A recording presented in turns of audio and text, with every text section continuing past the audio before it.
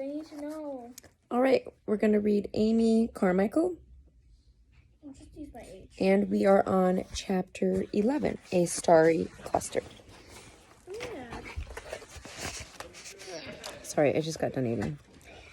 And this is totally unedited, remember? All right, let's get to it. The Starry Cluster. Amy was discouraged. One second. Okay, Amy was discouraged. She finally realized that Cyril, her friend and helper for more than a year, would not be back. Cyril had gone with Amy when she moved from Bangalore to live with the Walkers. She was a wonderful Christian, and together they had been the beginnings of a team of women Amy wanted to form to share the gospel message in the surrounding towns and villages. But that was before Cyril had told Amy she needed to visit her aging mother. After a month away, she'd sent word she would be another week, and then another week, and another week after that.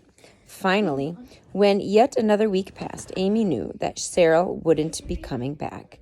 Now she was faced with finding a replacement, but where was she? Where was she going to find another woman who was free enough and willing enough to travel with her throughout the countryside sharing the gospel? In India, most girls were married off by the time they were 16 years old. Many girls were married much younger than that. No Indian husband would give his wife permission to travel around sharing the gospel message. Most Hindu and Muslim men in India, I read that part, would not give them permission to leave the house, much less their village. Men had total control over their wives. So where was Amy going to find a group of mature women who had the courage to defy custom and travel with her? She wondered if such women even existed. Still, she committed herself to pray about it. She wrote to her friends in England and Ireland, asking them to pray about it as well. Around this time, Amy finished her basic Tamil language training with Iyer Walker. She was eager to go out and about around Panai and use her new language skills meeting and talking to people.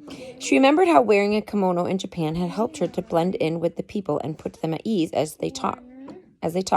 So she decided to start wearing a sari as she went about Panai. Saris were the customary dress of Indian women. However, there was one big difference between Japan and India. India was a British colony. Japan was not. English people in India were supposed to show in all they did that English culture was better than Indian culture. This meant not only being careful to hold a teacup with the little pinky finger sticking out, but also wearing clothes that would be fashionable in the motherland, as England was known. If any English person decided to do something the Indian way, that was seen and letting the team down. Amy decided to do something the Indian way, and she soon faced a barrage of criticism from other English people. The only person who offered her any support was Iyer Walker. He could see the advantages for Amy in wearing a sari, and I will let you know, a sari is like a big piece of fabric, and so they use it to wrap around their waist to make a skirt. So you wrap it around, and then you tuck it in. Sorry, Mom. Like when you get out of the shower and you wrap a towel around your waist or something like that. Mom. Sorry, Mom. Yeah, sorry. S-A-R-I. Now, no one else could. He could see the advantages for Amy in wearing a sari. No one else could.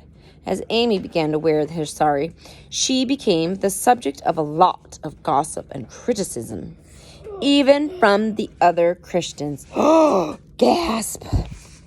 Saris came in every color of the rainbow. They're so beautiful. Rich women often owned 100 or more of them,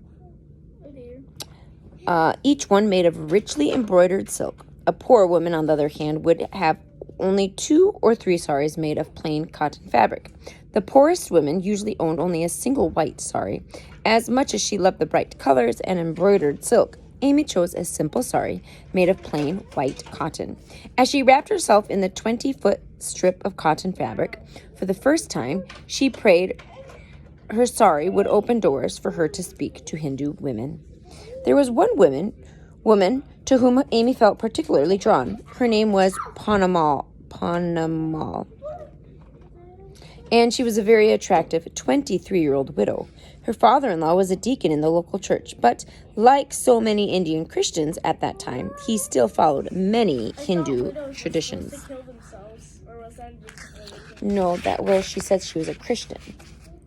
So, yeah, Rosine says, I thought they were supposed to kill themselves when their husband died, but she was a Christian. The Hindus would sometimes do that. Okay, so the Hindus kept some of their traditions, such as keeping idols and not breaking caste. But his worst Hindu practice, in Amy's opinion, was the way he treated Panamal. When an Indian woman married, she became the property of her husband. And if he died, she didn't return to her parents, but instead became the property of her father-in-law. Panamal's father-in-law made good use of Panamal around the house. She was basically his servant, doing the cleaning, cooking, the meals, and carrying the water. She was never allowed to visit her friends or relatives, but she could go to church on Sundays. It was at church that Panamal and Mrs. Walker became friends. Mrs. Walker could see that Panamal had a lot of abilities that were going unused, so she had her husband put pressure on Panamal's father-in-law to allow her to teach Sunday school. Panamal loved being involved with the Sunday school. She was a born teacher with a strong faith in God. Amy was thrilled to see an Indian woman holding a responsible position in the church, and she began to wonder whether there was any way she and Panamal might be able to work more closely together. She mentioned this possibility to Panamal, who told Amy she would love to become more involved, but there was no way her father-in-law would agree to it. Zuri, there is no more vitamin C gummies. Oh, you can ask him for one then, just one. Amy talked to the church pastor and Ira Walker about her working with Panamal, and after much persuasion from both men, Panamal's father-in-law felt shamed into letting Panamal go. He quickly changed his mind, though, but it was too late. As soon as Panamal heard that her father-in-law had given her permission for her to work with Amy, she ran to her and would not go back. Her father-in-law became very angry with Amy. He called her a musel missy. Musel is the Tamil word for hare, H-A-R-E. And Panamal's father-in-law called Amy a hare because she had been so fast in moving Panamal out of the house. But, like it or not, he had given his permission in front of witness of Panamal to leave, and he had no legal way to get her back. Still, Amy was a little nervous. She knew she'd gained a wonderful helper in Panamal, but she had also gained an enemy in the father-in-law. She didn't know how or when, but she was certain he would strike back at her and try to take Panamal away. Not long after Panamal came to work with Amy, another Indian woman joined the band. Her name was Salamuthu, and her family was glad to get rid of her. Salamuthu was useless to them for one simple reason. She had only one arm.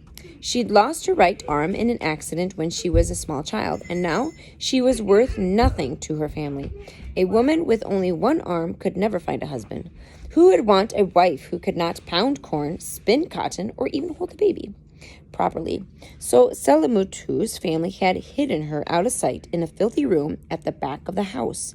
Somehow Salamuthu heard about Amy and the band of Christians she hoped to form and asked to be released to join them.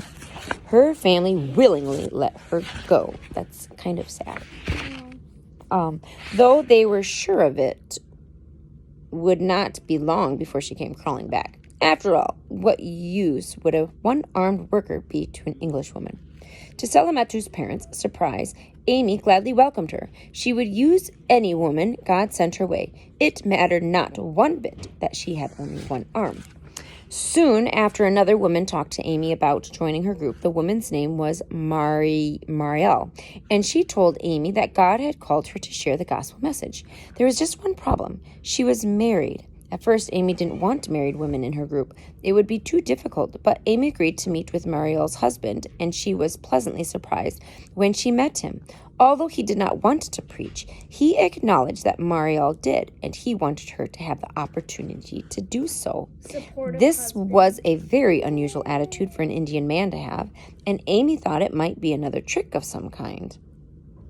But as she prayed about it, she felt a peace in her heart, so she invited Mariel to join the team. Mariel's husband came along as the group's cook. Nice. Finally, Amy had gathered a small team of Indian women who wanted to step out of their culture roles to share the gospel message. The next question was what to call the group. Amy asked the other women, who decided on the name Starry Cluster. Amy laughed. It wasn't quite the name she would have chosen, but it would do fine. Besides, the Bible said that those who lead people to righteousness will shine like stars, from Daniel 12:3. Amy and the Starry Cluster prayed that their work would indeed turn people to righteousness through the Tirunelveli district with its 4,000 Hindu temples. 4,000 Hindu temples. Around Christmas 1897, the Starry Cluster began their work among the surrounding villages. They traveled on a bandy, a springless cart pulled by 2 bullocks. The bandy had a curved woven grass mat for a roof, but no sides. It was even more bone-jarring to ride on than a rickshaw. It was also a very exhausting way to travel, especially during the heat of the day. Pop me, please. It would have been much more comfortable to travel during the cool of the evening, but they dared not do that. Indian women, even those dressed in plain saris, tend to wear a lot of jewelry. They wore nose rings, toe rings, earrings, bracelets, and anklets, all made from gold. The jewelry was a sign of their family's wealth and standing in community. No Tamil woman would think of going out without wearing all of her jewelry. Of course, this made a woman a good target for robbers. When it came to jewelry, the women in... Quiet, please. The Tamil woman would think of it going out without wearing all of the jewelry. Okay. Of course, this made a woman a good target for robbers. When it came to jewelry, the women in Amy's group were no different from other Tamil women. Traveling at night, they would have been an easy target for an ambush and robbery. There were always thieves on the roads between the villages waiting to ambush some unsuspecting person. Most of the towns and villages in the region were surrounded by city walls after the Most of the towns and villages in the region were surrounded by city walls. After the bone-jarring trip in the bandy, the Starry Cluster would search out a campsite just outside the wall to pitch their tents. A shaded spot by a stream was always their first choice. From there, they approached each village in more or less the same manner. Just after dawn, they would walk together through the city gates and go to the marketplace. In the market, they would break into pairs and sit in quiet place, usually under a tree or on the edge of a veranda. It was then a matter of waiting and praying. Often a woman or small group of women would search them out and ask them questions. At midday, the Starry Cluster returned to camp for lunch and a Bible study. Following the Bible study, they spent time praying for the people they talked to in the morning. Then it was back to the village for the rest of the afternoon.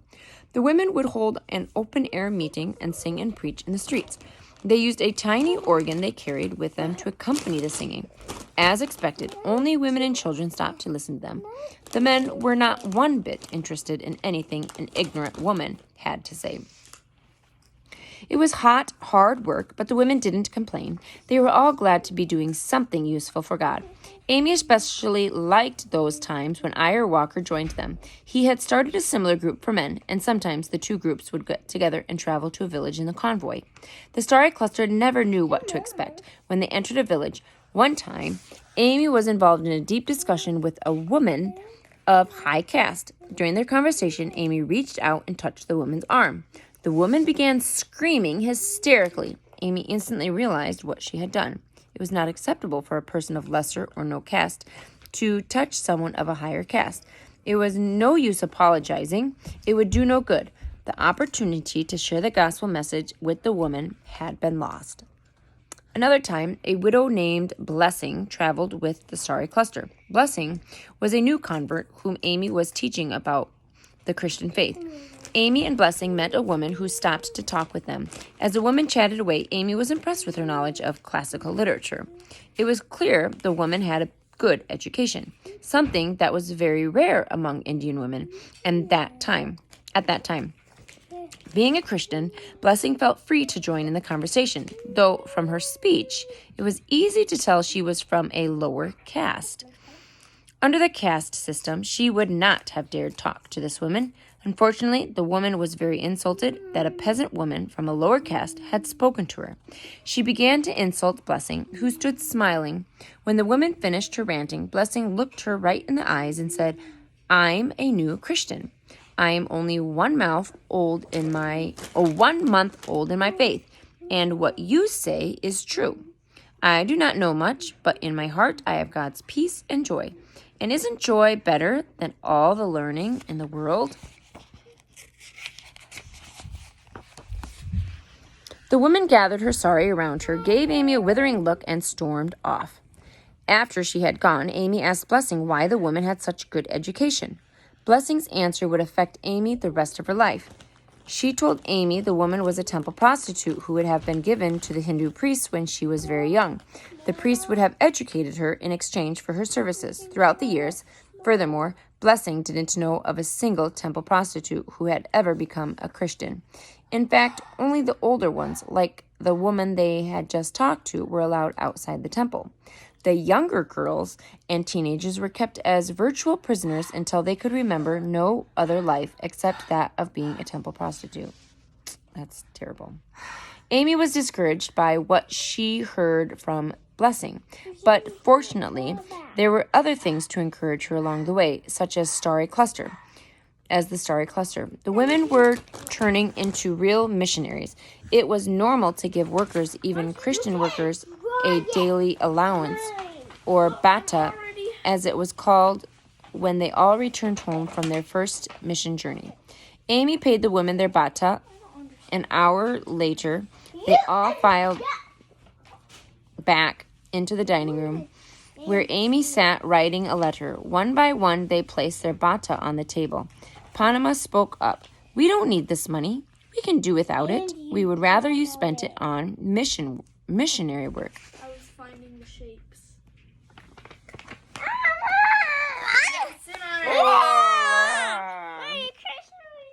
Be quiet back there. My reference photo.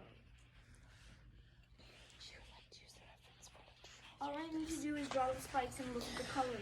Tears came to Amy's eyes. She thought of the staff get-together back in Bangalore, where... Shh, girls. Stop. She started it. Back in Bangalore, where not one missionary had been able to name a single Indian Christian who would work without pay. But God had given Amy a whole starry cluster full of women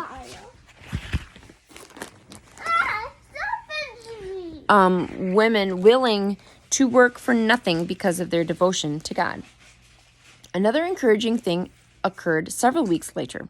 Mariel's husband, the group's cook, was walking along beside the bandy as the group made their way home after spending several days in a village to the south. He usually didn't say much, so it was hard to know what he was thinking.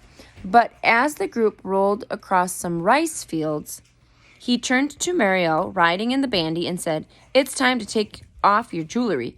Wearing jewelry is not suitable for the life of following Jesus we are living." Right there in the bandy, Mariel stripped off her nose ring, bangles, and toe rings and handed them to her husband. She showed no hint of emotion at getting rid of her jewelry. Panamal and Salamatu watched wide-eyed. How could Mariel take off her jewelry like that? People would think she was one of the lowest of the low and untouchable. What a huge insult it would be to her husband's family, and yet it was her husband who had asked her to take it off? The rest of the way home, Panamal and Salamatu remained silent.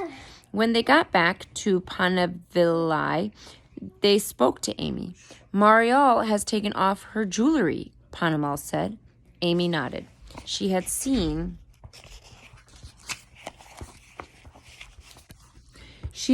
her do it. "We are going to take off our jewelry too," continued Panama. If I have loved Jesus more, I would have loved my jewels less. With that, she bent down and began undoing her foot bangles. Salama too followed her, and soon both of them were standing in front of Amy, wearing no jewelry at all. Amy smiled at them both. It had taken a lot of courage to go against generations of custom, yet the women were prepared to do it because of their love for God. Of course, not all Christians saw it that way. When Panama's father-in-law heard what she had done, he was outraged. How could she take off her jewelry and look like a nobody? He stirred up as much anger and hatred in the church as he possibly could. He saw it as an opportunity to get rid of the starry cluster and get his daughter-in-law back. But as hard as he tried to stir up trouble, the pastor of the church would not speak out against Amy or the starry cluster. Instead, he told Amy that for the first time, many in his congregation were finally beginning to understand what it meant to be a Christian and follow Jesus.